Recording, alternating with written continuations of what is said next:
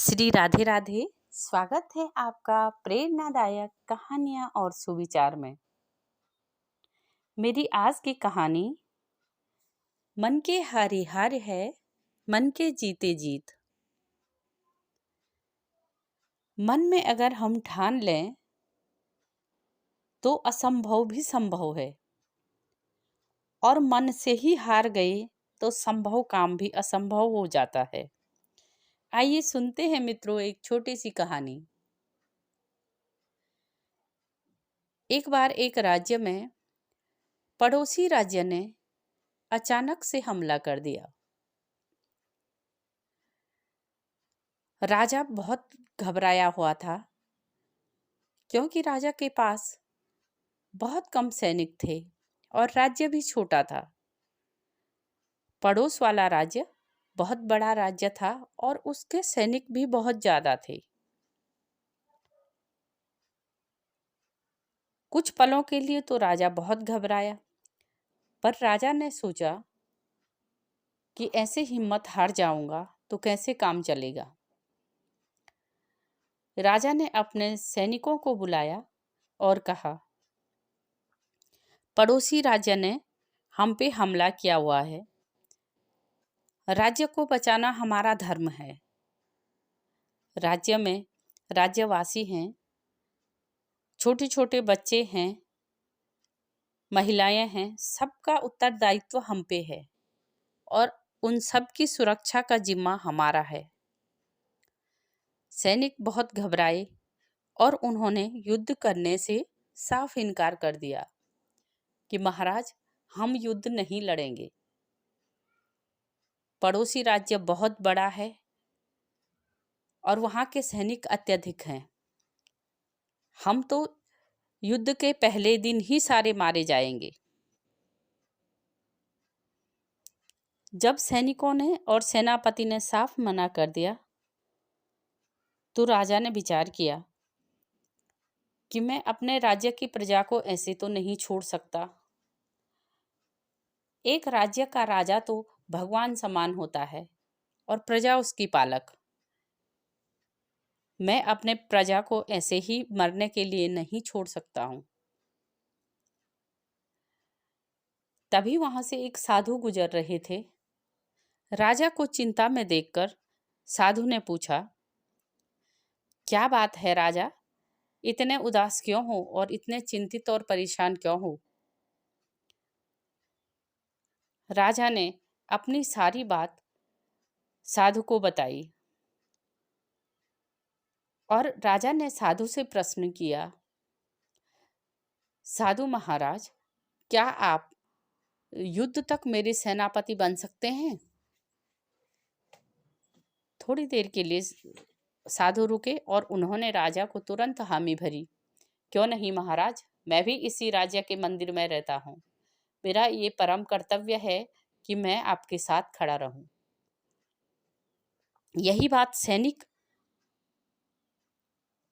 और सेनापति सुन रहा था। सेनापति ने सोचा, एक महाराज क्या कर लेगा, ये दो कैसे ही इस राज्य को जिताएंगे। पर फिर भी सेना और सेनापति साधु और महाराज के साथ हो लिए। राजा ने अपनी तलवार निकाली और साधु के साथ लड़ने चल पड़े। उनके पीछे पीछे सैनिक और सेनापति भी चल रहे थे। मंदिर सामने आया।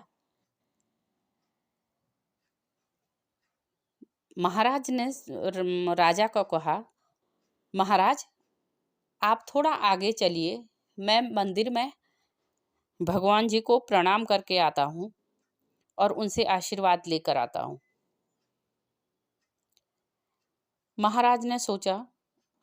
राजा ने सोचा महाराज की कुछ युक्ति होगी।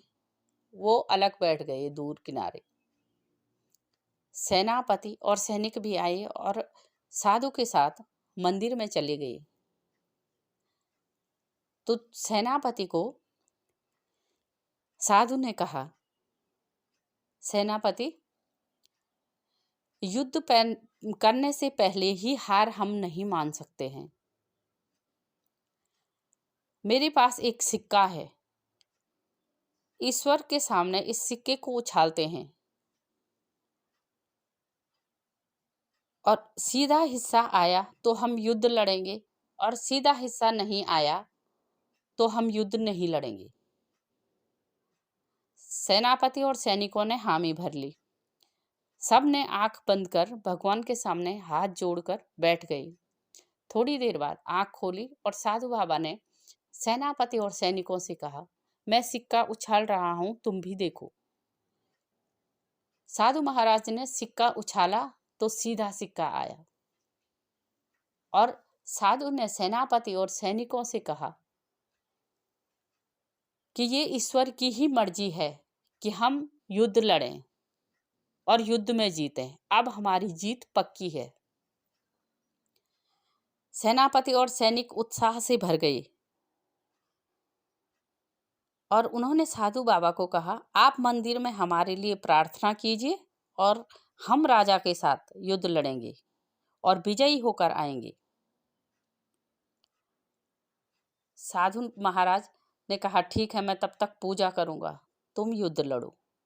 सभी राजा के साथ पास गए और बोले, महाराज, हम युद्ध लड़ेंगे, हमारी जीत निश्चित है।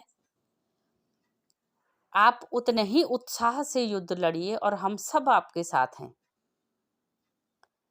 सभी लोग दूसरे राज्य पर आई हुई सेना के साथ आक्रमण करने गए। युद्ध लड़ा, 7 दिन तक युद्ध चला और वो छोटी सी सेना और राजा विजयी हुए।